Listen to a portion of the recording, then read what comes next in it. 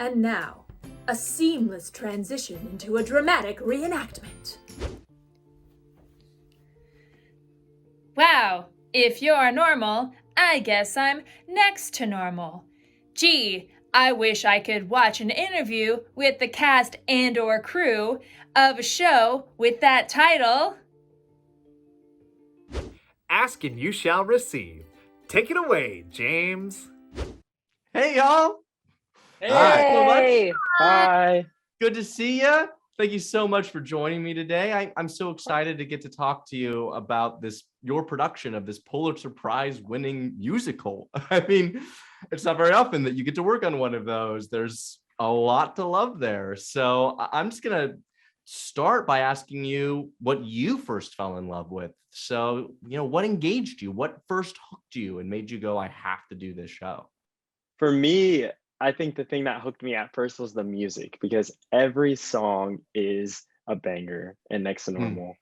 And it's just, you'll leave the theater humming at least one of the many songs that'll just be in your head forever. And that's what I've loved this musical for a while. And I just have loved all the music, and it's just so good. For me, I thought it would be a challenge. It was, do I do Next to Normal or do I do something rotten? And although I've never seen something rotten, I did see Next to Normal, and I was like, oh, it would definitely be a challenge to do something so gritty, and like the subject matter is so real and honest. And I just thought it would be a challenge, and a challenge it's been, and it's been wonderful. I was really fortunate. I got to go to New York, and it was my first time in New York of all things, back in 2010. So I got to see it on Broadway. I was struck by it because it was a family story, but about a topic that I usually see addressed in something that I think of as like a straight play, something as serious as mental illness and grief and things like that. And I was just struck with how respectful it was and how honest and authentic it was. And yet such amazing music at the same time that I could like sing all the time too in the car. So I've loved it since then. Actually, my high school theater department's music director was like, hey, have you ever heard of this show? Like, I think some of these songs would be really good to put in your book. So that's how I first found out about the show. And he was like, you'd be a really good Natalie one day. And I was like, oh, cool. So that's how I got introduced to the show and fell in love with it. And then, it just kind of came across me one day when I saw the auditions, and I was like, oh, wait, I like the music to the show. And I remember he told me that I'd be really good in the show. So that's how I found out about it. And I've loved it. So, yeah. What is your favorite moment or song, if you have one? So on the album, pre-rehearsals, my favorite song was "I Am the One," which is a song that Tym sings, and then kind of becomes other people's song as well. And I have to say, I think it's still one of my favorite songs in the show. It grooves. Like if I haven't already been tapping my toe and nodding my head during the performance, I inevitably will start at that moment. I love performing Hey Number 3. I love like the story arc between Henry and Natalie and how they like actually get to that point in the show. That's one of my parts where, with the Perfect for You reprise, that in itself just like takes my heart and like, exactly. Backstage, I'm jamming out to Jocelyn singing Didn't I See This Movie every single time. Every single time.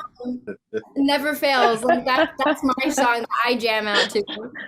My favorite song is definitely Perfect for You. It has been since I first listened to the album. It was the first song that I like latched onto, and oh man, I just love Henry and Natalie are my favorite parts of the show. My favorite song, I think, is Song of Forgetting. I just love the melody of that song. It feels really good to me. Although it's a point in the play where, it's kind of like a sad thing that we're going through as far as like Diana's memory being lost. But just the melody of the song is so sweet, and I love it. And Jocelyn, you and Tym and Jaylen and Angie, all four of you play a family unit on stage. And obviously this piece is pretty emotional and it requires a lot of vulnerability. Talk to me about what that process has been like for you. How did you go about creating that family dynamic and those relationships on stage? What has this been like? I was gonna say, I mean, at least for me, I can say like this rehearsal process, because we started before the holidays and we had very limited rehearsals. It was like, go, go, go, music, music, music, music. Okay, really fast. We're gonna go ahead and we're gonna, do a rough blocking of this, and then we're gonna. So it's like it was very jump around, and it's just because that's the way the process was at the time. So I feel like we were all just kind of jumping into the piece. It's not like we got to sit down and be like, Tim, talk to me about this moment. What do you feel? There was none of that this time around with this process. So I feel like it just kind of happened organically. We just kept finding moments on stage as we were blocking, or then reblocking, or this is the fourth blocking. And we're like, oh, I think that's happening here.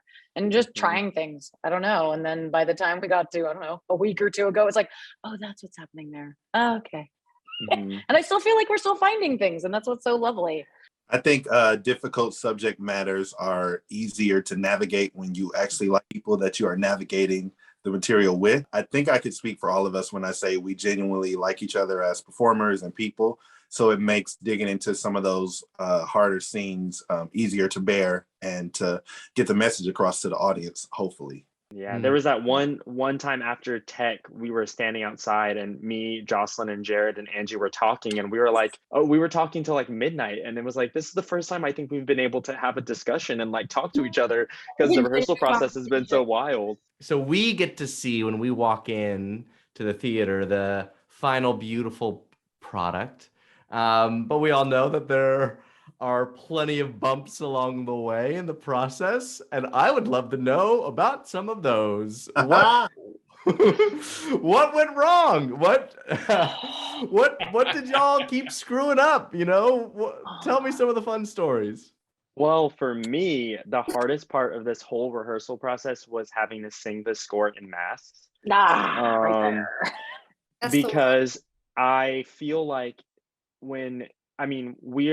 we're all singers, and when you're singing in a mask on, you kind of have to retrain your body and your mind how to sing. And sometimes it's like not in a good way, because you don't really have as much air to push out some of the things that you need. So I feel like you put more strain on yourself. So that was definitely hard for me. I remember going home some rehearsals like, do I still know how to sing? Like, why is this so difficult for me? Because it was just like, it was so hard, just because, we had to do it because we wanted to be safe, which I appreciated. We took all precautions because, times are scary, and it's a beautiful score, but it's very challenging. And I think that was one thing that was hardest for me. I think one of the hardest things for me ongoing now still is a lot of my friends and myself consider myself a lyric snob. And then here I am in this show. I keep forgetting all of the lyrics to my song. All of them.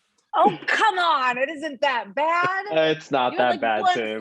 You had like one flub and whatever. It's like not even noticeable. Oh, it's really noticeable to me. Well, you phonetically, what was amazing is you're like, that's not the right verse in this moment. But I'm going to complete the sentence in a subject matter that makes sort of sense and move on. And I don't think anybody noticed it. I don't think the audience was aware. I think you saved it. I don't think so. It was awesome. Angie and I are watching. We're like, sure. Yeah, because that's where the baby was born, in the house with the red door. It was perfect. Keep it going. was a perfect save, I thought. And you phonetically made it match? Yeah. Incredible. I tried to. Well, thank y'all. And then the other thing I don't think we can give away on this, as far as what's been the struggle, which is the movie part. You all know what I'm talking about. That's been kind of a struggle for two of our family members. The what part? The movement? Yeah, our device that's been There's kind a of particularly difficult device in this show that we can't reveal because it's part of the surprise, but it's very weighty and sometimes requires some effort. This is either an incredible tease, as we like to say in the biz, or something that everyone's going to go, I have no idea what they're talking about until they see the show. What has been the most fun or rewarding part of working on the show? For me, it's getting to reunite with Jaylen and Matt. We did Sister Act together. Matt directed. Jaylen was my nemesis. So awesome to now be father and son in this show. So that was a selling point for me, was to be able to reconnect with those two. And now I met Jocelyn and Angie and Ron and Jared. It's been great. The last thing I did at the Chance was about a year ago, The Story of My Life.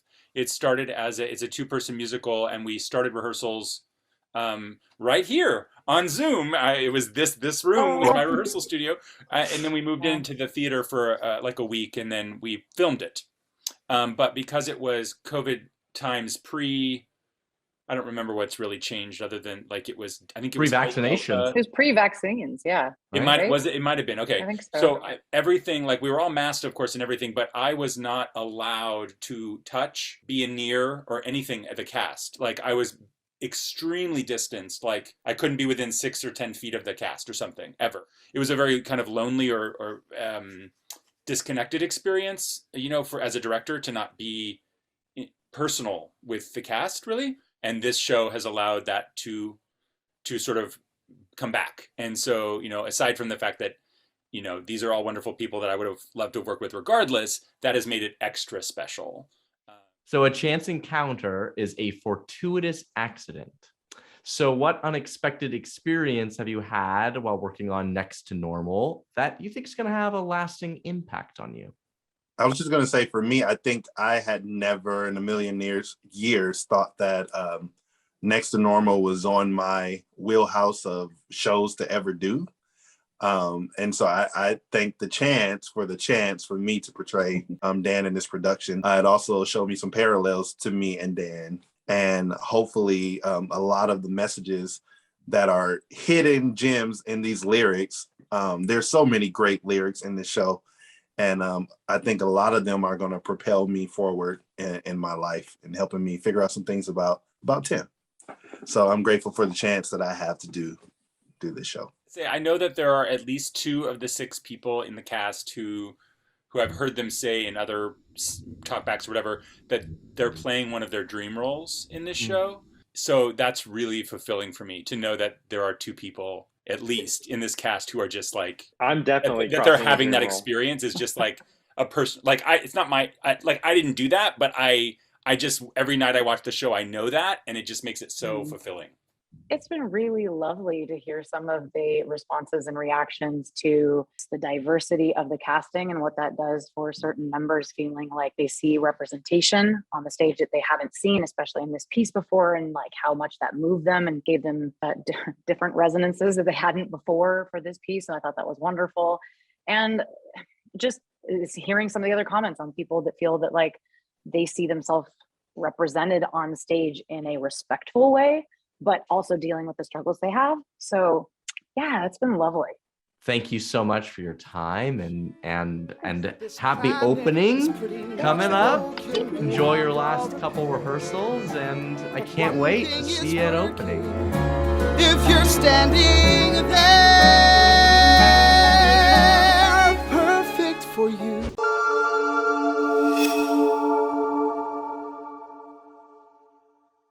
This Pulitzer Prize winning musical. Takahashi. And I'm Laura M. Hathaway. And welcome to SGN O.C.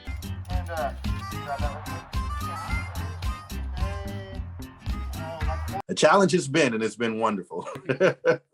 I was really fortunate. I got to go to New York, and it was my first time in New York.